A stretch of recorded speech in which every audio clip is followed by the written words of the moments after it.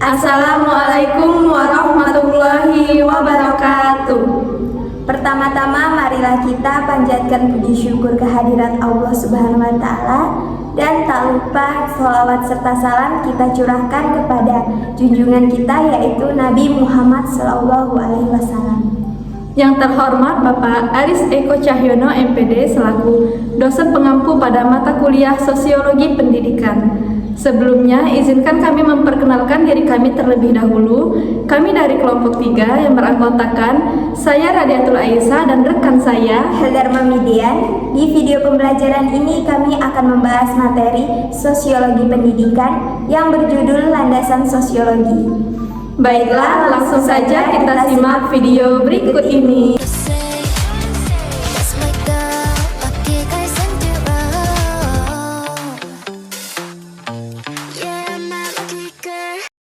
Norma kehidupan. Landasan sosiologi pendidikan mengandung norma dasar pendidikan yang bersumber dari norma kehidupan masyarakat yang dianut oleh suatu bangsa. Untuk terciptanya kehidupan masyarakat yang rukun dan damai, terciptalah nilai-nilai sosial yang dalam perkembangannya menjadi norma-norma sosial yang mengikat kehidupan bermasyarakat dan harus dipatuhi oleh masing-masing anggota masyarakat. Menurut urat J, kehidupan bermasyarakat ada 3 macam norma yang dianut. Pertama, paham individualisme, dilandasi oleh teori bahwa manusia itu lahir merdeka dan hidup merdeka. Masing-masing boleh berbuat apa saja menurut keinginannya, asalkan tidak mengganggu keamanan orang lain. Yang kedua, paham kolektivisme, memberikan kedudukan yang berlebihan kepada masyarakat dan kedudukan anggota masyarakat secara perseorangan hanyalah sebagai alat bagi masyarakatnya. Yang terakhir, paham integralistik, dilandasi pemahaman bahwa masing-masing anggota masyarakat saling berhubungan erat satu sama lain. Landasan sosiologi pendidikan di Indonesia menganut paham integralistik yang bersumber dari norma kehidupan masyarakat. 1. Kekeluargaan dan gotong royong, kebersamaan, musyawarah untuk mufakat. 2. Kesejahteraan bersama menjadi tujuan hidup bermasyarakat. 3. Negara melindungi warga negaranya. 4. Selaras serasi seimbang antara hak dan kewajiban.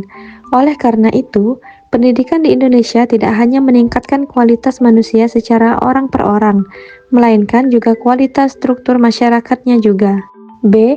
Konsep sosial budaya pendidikan. Potensi yang dimiliki manusia, yaitu otak, mampu menghasilkan kebudayaan. Hasil dari potensi yang tercermin dari berbagai hasil manusia merupakan sumber pembentukan kebudayaan. Menurut Konja Raningrat mengemukakan bahwa kebudayaan memiliki unsur-unsur yang universal, yaitu bahasa, sistem ekonomi, organisasi sosial, sistem pengetahuan, religi, dan kesenian. C. Transmisi sosial budaya pendidikan. Kajian sosial budaya pendidikan dari masa ke masa mengalami perubahan secara terminologis. Istilah tersebut mencakup enkulturasi atau pembudayaan, sosialisasi atau pemasyarakatan, pendidikan, dan sekolahan. Enkulturasi dan sosialisasi mengandung unsur nilai, pola bertingkah laku, keterampilan, pengetahuan, dan sikap yang diperlukan oleh individu untuk dapat berfungsi sebagai anggota suatu masyarakat yang mendukung kebudayaan. Berbagai saluran pendidikan digunakan dalam proses transmisi budaya mulai dari keluarga, sekolah, teman, media massa, dan lingkungan secara efektif dan efisien untuk menyampaikan, melestarikan, dan pengembangan kebudayaan. D. Hubungan sosial budaya dengan pendidikan.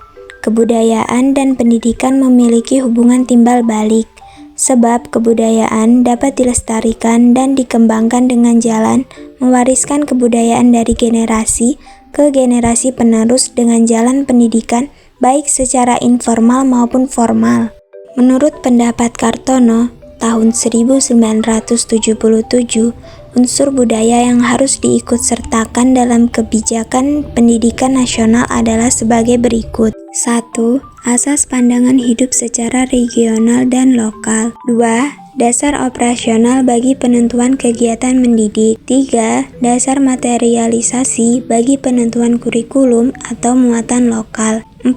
Landasan afeksi bagi motivasi, belajar dan hidup. 5. Landasan ideal bagi upaya pembangunan lebih maju. Perkembangan sosial budaya dalam pembangunan. 1. Enkulturasi dan akulturasi. Enkulturasi adalah proses pembiasaan secara sadar atau tidak sadar yang dilakukan dalam batas yang diizinkan secara norma oleh suatu kebudayaan. Peran sekolah dalam proses enkulturasi yaitu sebagai berikut. 1. Pewaris kebudayaan. Guru di sekolah harus menunjukkan sikap sesuai dengan singkatan dari guru itu sendiri, yaitu digugu dan ditiru. Contohnya, menunjukkan sikap disiplin, rasa hormat, patuh, sopan, dan lain-lain. 2. Pemelihara kebudayaan, artinya sekolah harus berusaha melestarikan nilai-nilai budaya daerah tempat sekolah. Contohnya, bahasa daerah, kesenian, dan lain-lain. Akulturasi adalah proses perubahan-perubahan dalam budaya dan bahasa sebuah kelompok terjadi melalui interaksi dengan kelompok yang berbeda bahasa dan kebudayaannya. 2. Modernisasi, pembangunan, dan perubahan sosial budaya. Maksudnya adalah individu yang tidak dapat menyesuaikan diri dengan perkembangan teknologi yang setiap saat mengalami perubahan dan perkembangan akan ketinggalan dengan kemajuan zaman. Pendidikan merupakan alat untuk menuju perkembangan yang modern, perubahan sosial budaya, perkembangan ilmu pengetahuan, penyesuaian sikap, dan nilai yang mendukung pembangunan. Itulah tadi penjelasan singkat tentang materi kami. Semoga bisa bermanfaat bagi teman-teman semua. Lebih dan kurang kami mohon maaf. Kami akhiri. Wassalamualaikum warahmatullahi wabarakatuh.